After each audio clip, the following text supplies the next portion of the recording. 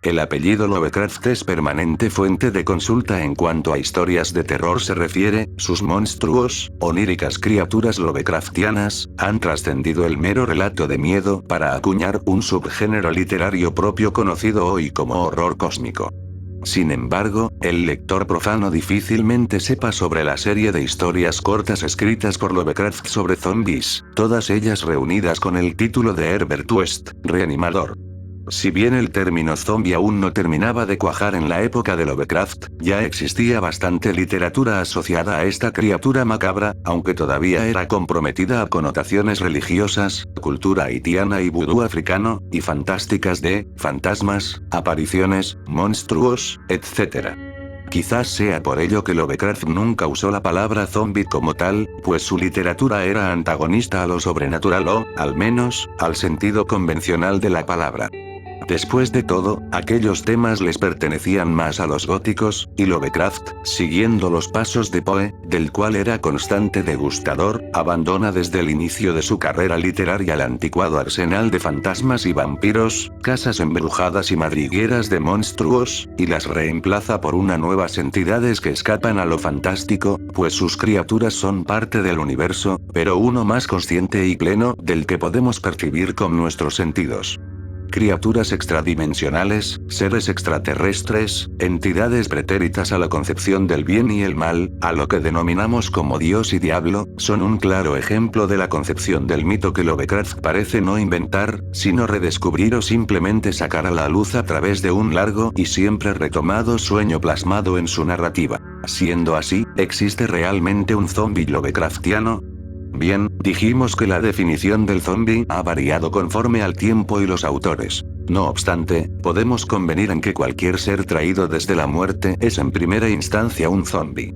Digamos, pues, que esta es la trama de esta serie de historias escritas por Lovecraft.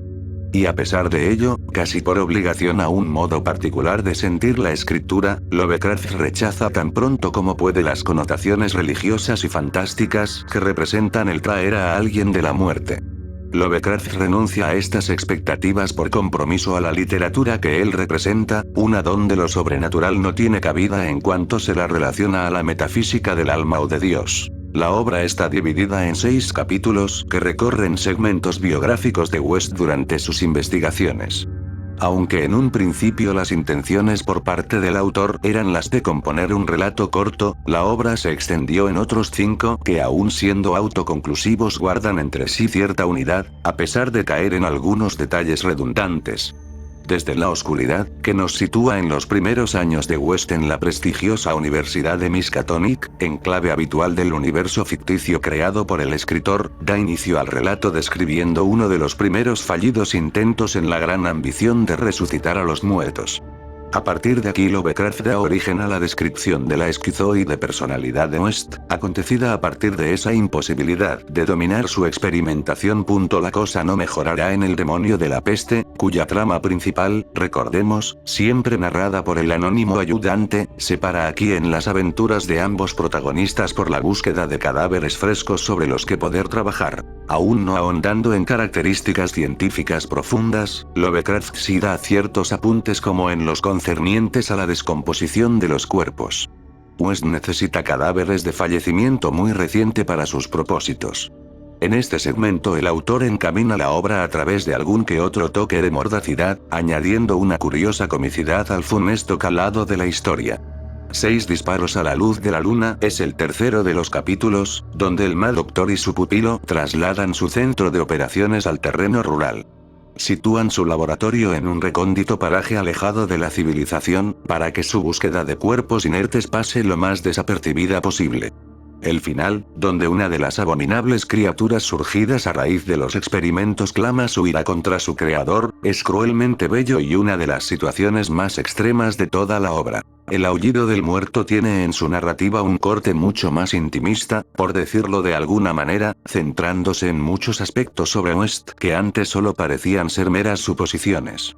No deja de ser una especie de preámbulo a la tragedia final que suponen los 2 últimos episodios, además de centrarse en algún que otro aspecto de la experimentación como las reacciones cerebrales. El horror de las sombras viene presentado por un cambio de escenario tan grandilocuente como es el viaje de West a la Primera Guerra Mundial, tras llegar a la tenaz conclusión de que la contienda supone un campo de recolección de frescos cadáveres insuperable. El más completo de todos los capítulos, en él nuestro desequilibrado protagonista se ofrece a participar en la llamada Gran Guerra para prestar labores de ayuda aprovechando sus conocimientos de medicina, aunque sus verdaderos propósitos ya son para el lector muy obvios. Trae consigo además otra de esas mini tramas donde la épica de lo macabro nos ofrece a un Lovecraft más irónico que nunca, no escondiendo el calado cuasi paródico de la obra completa. Como colofón a este Herbert West, Reanimador, un desenlace grotesco y majestuosamente funesto. Las Legiones de la Tumba, donde todas esas grotescas y burlescas creaciones que han dado de sí sus extremos experimentos se rebelan contra West clamando venganza. La eterna rebelión de la creación ante el creador, aquí dibujado como abrupto desenlace para erupcionar la atmósfera fatalista que rodea a la obra en su conjunto. Aunque, como se señala al principio del texto, Herbert West, Reanimador ni se considera ni encuadra como pieza clave para descubrir los arquetipos de la literatura Lovecraftiana, en el relato sí encontramos elementos que lo hacen muy destacable. La facilidad con la que se mezclan la tensión con esa reversión irónica del horror, camino por el que discurrirían las adaptaciones fílmicas, como la habitual descripción de los hechos del autor, que apoya cierto cometido en potenciar lo grotesco de la historia, hacen muy recomendable la lectura de esta obra segmentada.